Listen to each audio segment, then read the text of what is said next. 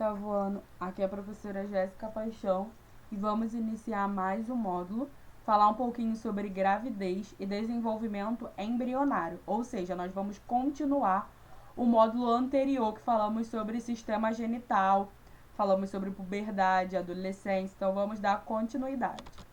Então, falamos sobre ciclo menstrual. O ciclo menstrual, ele normalmente ocorre a cada 28 dias. Obviamente que isso vai depender de mulher para mulher, mas a gente fala em uma média. Ele acontece em 28 dias. E aí, o início do ciclo menstrual, ele é marcado pela menstruação. Então, ali, quando a gente observa nessa figura o primeiro dia, que é o 1 aí da florzinha, é o primeiro dia da menstruação. Que isso vai variar o ciclo menstrual da menina, porque ele pode ocorrer dentro de 5, 6, 4 dias. E aí, na média, na figura, a gente coloca 5 dias. E aí, o que acontece? No 14º dia, depois do primeiro dia da menstruação, é o dia que acontece a ovulação. E o que é a ovulação? É quando o nosso ovário vai liberar um ovócito, né? Esse ovócito que pode ser fecundado por um espermatozoide ou não. Então, esse em azulzinho tá dito pra gente os dias férteis, né? O período fértil.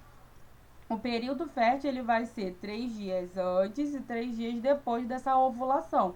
Então, é nesse período que o corpo da mulher ele pode receber o espermatozoide e realizar a fecundação, ok? E aí, né, como eu falei anteriormente com vocês sobre dois fenômenos, né? Quando o ovócito da mulher, que é liberado, né, pelo ovário, encontra o espermatozoide, a gente dá o nome de fecundação, que é quando os dois se unem. Quando eles se unem e formam um zigoto, esse é levado, né, para lá o nosso útero. Esse fenômeno é chamado de nidação, que é depois da fecundação, eles se uniram e foram, né, da tuba até o útero. Isso se chama nidação, tá? Quando isso não acontece, lembra que eu falei para vocês, o nosso corpo todo mês ele é preparado para receber um feto. Por isso que o nosso endométrio ele fica espaçado, ele fica todo organizado para isso acontecer. Quando isso não acontece, esse endométrio ele precisa ser descamado. Então, é o que chamamos de menstruação, é o descamamento do endométrio, tá bom? Então, como eu já disse para vocês, mais uma vez falo, isso é normal, isso deve acontecer todo mês, tá? E quando não acontece, ou quando está de uma maneira desregulada, nós precisamos encontrar um médico especialista, que é o ginecologista, tá?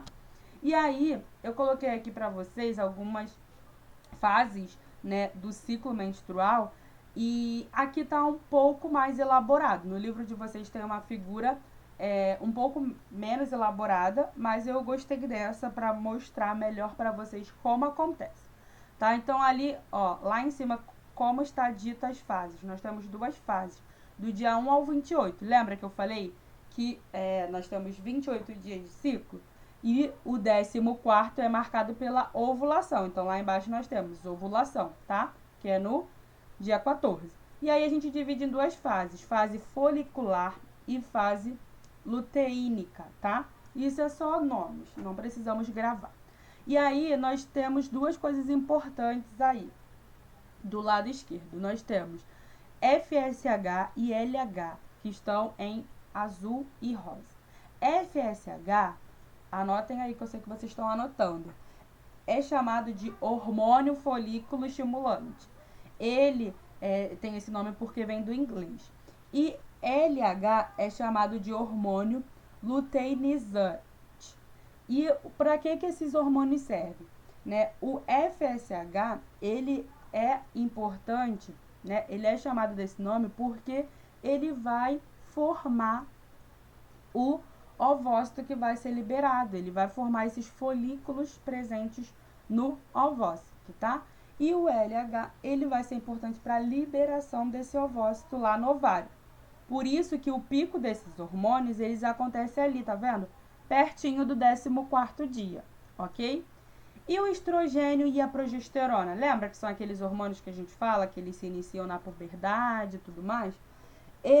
A queda desses hormônios vai levar a menstruação a acontecer. Então, por isso que eles aumentam, né, normalmente aí na fase luteínica. E aí, quando eles diminuem no final dessa fase, é que vai marcar o início da próxima menstruação, tá bom?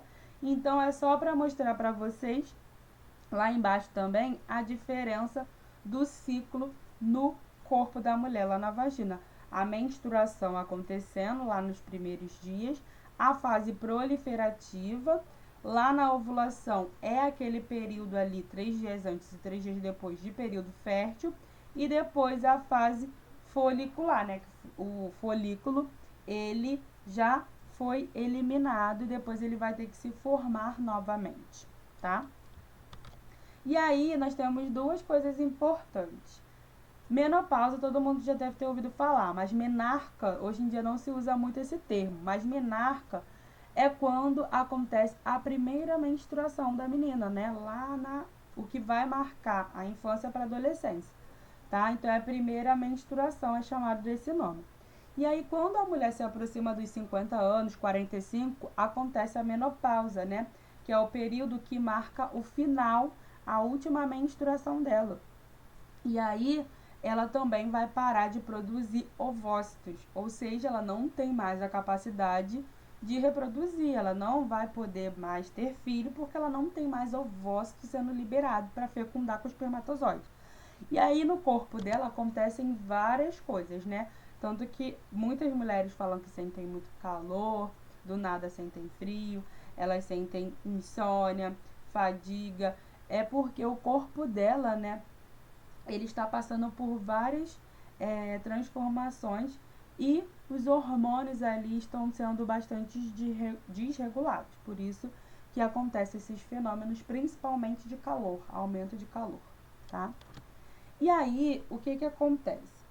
A gente acredita que os espermatozoides, quando vão encontrar um ovócito, esse período aí, até que ele consiga se unir e formar, né, um zigoto, isso dure aproximadamente umas 5 horas, tá?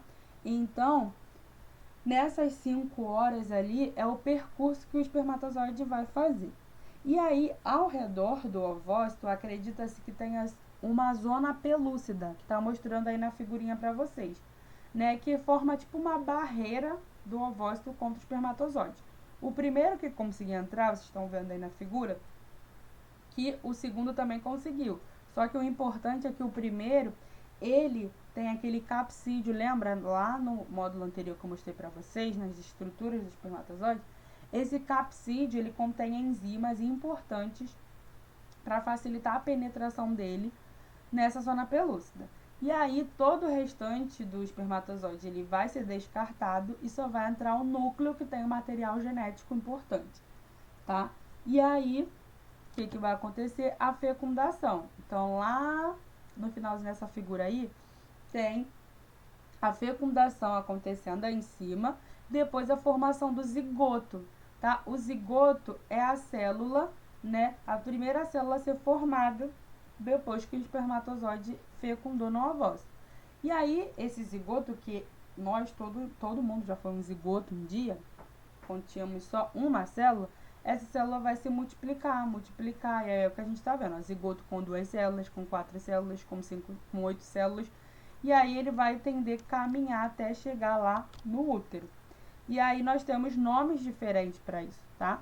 Normalmente, o primeiro nome, né, quando ele tem lá aproximadamente uma quantidade de células, é chamado de mórula, e depois, antes dele se chamar de feto em si, ele é chamado de blástula, porque a quantidade de células já está maior, ok? E aí nós temos então, né, o início da gravidez com a formação da placenta. A placenta é importante porque a placenta é a conexão do feto com a mãe, onde ele vai estar recebendo oxigênio, sangue e eliminando então as suas excretas também. Então ali nós temos lá em cima Em média, a gravidez dura cerca de 38 semanas, tá? Que são 266 dias após a fecundação, ou alguns contam 40 semanas, que aí conta após o primeiro dia da última menstruação. Então, vai depender da contagem do médico com a mulher, tá? E aí vai mostrando, né, que a partir de 8 semanas nós temos lá o feto sendo formado, né? Só que aí o corpo dele vai sofrer outras modificações. E aí, como está essa estrutura em 24 semanas, nós temos já ali a presença do âmino, que vai ser importante para a proteção dele. E depois em 40 semanas, que é onde ele vai ser, né, já o final da gravidez. E aí nós temos um hormônio também muito importante que marca quando a mulher está grávida, né, que é conhecido como HCG, né? Ele aumenta na gravidez, é um hormônio, e ele também vai ser importante para permitir que o feto fique ali no útero e não seja desprendido, tá? Então, por isso que quando a mulher faz o exame de sangue para analisar se ela está grávida ou não, o nome do exame é beta-HCG, porque é o hormônio que a mulher produz quando está grávida, tá? E aí, então, nós temos os anexos embrionários, né? Para o feto se manter, ele precisa de várias coisas ali, não só placenta. Nós temos o âmnio, né? Tá aí marcado para vocês, só para vocês identificarem embaixo e em cima. O âmnio é uma membrana que forma a bolsa amniótica ou a bolsa de água. Quando a gente fala a bolsa estourou, é o âmnio, né?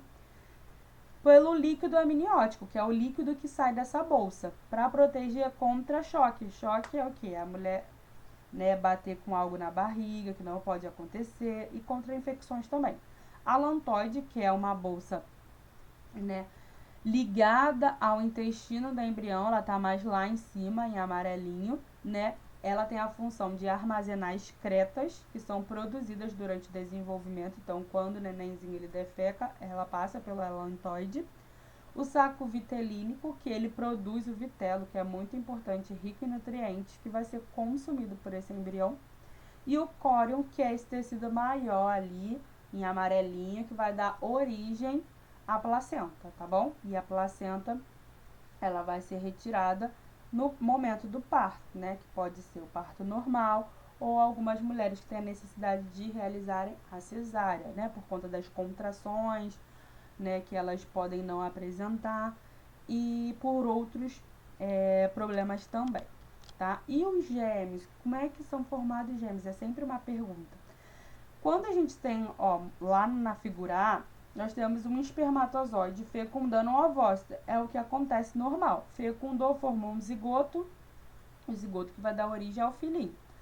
Só que esse zigoto, por um evento natural que ninguém explica, ele pode se dividir em dois. E aí, quando ele se divide em dois e se desgruda, ele vai formar dois seres, que são chamados de gêmeos univitelinos. Por quê? Porque eles vieram do mesmo espermatozoide. Um espermatozoide fecundou um ovócito e, naturalmente, eles se separaram depois que formou o zigoto. Isso é uma coisa natural, tá? Que acontece. Não é a mãe que diz, eu quero que isso aconteça ou eu quero que isso não aconteça, tá? E aí, esses gêmeos univitelinos, presta atenção, gente, sempre vão ser do mesmo sexo, sempre. Porque no espermatozoide do pai tinha a informação para ser um menino, ou tinha informação para ser uma menina, tá bom? E aí, lembra, o pai que determina o sexo. E aí, quando se dividiu ali, eles são do mesmo sexo, por isso que eles são muito parecidos, tá? Muito idênticos. E aí, lá embaixo, nós temos uma situação que acontece. Às vezes, a mulher ela pode liberar 2 ovócitos ao invés de um, tá? Isso pode ser uma coisa hereditária, tá? Já foi visto que isso pode ser hereditário. Isso aconteceu com meu pai. Minha avó teve, né, o meu pai e o irmão dele, que são gêmeos diferentes. Eles são bivitelinos, tá? O que aconteceu? Ela produziu 2 ovócitos e 2 espermatozoides conseguiram, cada um, fecundar um ovócito diferente. E aí são gêmeos de placentas diferentes, tá? Por isso que são bivitelinos, tá? E aí eles têm características genéticas e fenótipos diferentes. Então, nesse caso, eu posso ter um menino, uma menina, ou dois meninos ou duas meninas, tá? Mas os gêmeos univitelinos, você sempre tem que lembrar que são sempre do mesmo sexo, tá? Os bivitelinos podem ser do mesmo ou não, tá? Isso vai depender dos dois espermatozoides que fecundaram ali. Então, nós terminamos mais um módulo. Agradeço a atenção de vocês e vamos pro próximo.